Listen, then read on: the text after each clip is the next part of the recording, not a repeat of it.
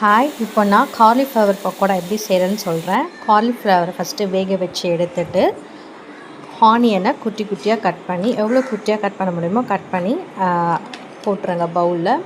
Next கடல மாவு வந்து காலிஃப்ளவர் எவ்வளோ இருக்கோ அதுக்கேற்ற மாதிரி நீங்கள் போட்டுக்கோங்க. நான் 3 டேபிள் ஸ்பூன் போட்டேன்.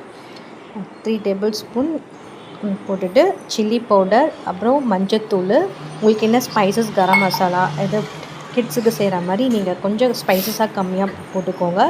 போட்டுட்டு வாசனைக்கு கருவேப்பிலை, கொத்தமல்லி, ஏன்னா பச்சை மிளகா கூட போட்டுக்கலாம். பெரியவங்க கொஞ்சம் சாப்பிட்றதா இருந்தால் பச்சை மிளகா கூட நீங்கள் போடலாம். போட்டுட்டு நல்லா வந்து கையிலே மிக்ஸ் பண்ணிக்கோங்க. நல்லா மிக்ஸ் பண்ணிவிட்டு தேவையான உப்பு போட்டுக்கோங்க. அதில் போடல, நீங்கள் போட்டுக்கோங்க.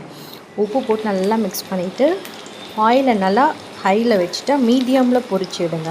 மீடியம் ஃப்ளேமில் நல்லா பொரிச்சு எடுங்க. பக்கோடாவை நல்லா கிறிஸ்பியாக வரும், சூப்பராக வரும்.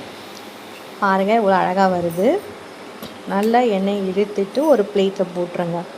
வந்துட்டு டிஷ்யூ பேப்பர் இல்லை, டிஷ்யூவில் இருந்தால் டிஷ்யூ வச்சு நீங்கள் அதில் போட்டுக்கோங்க.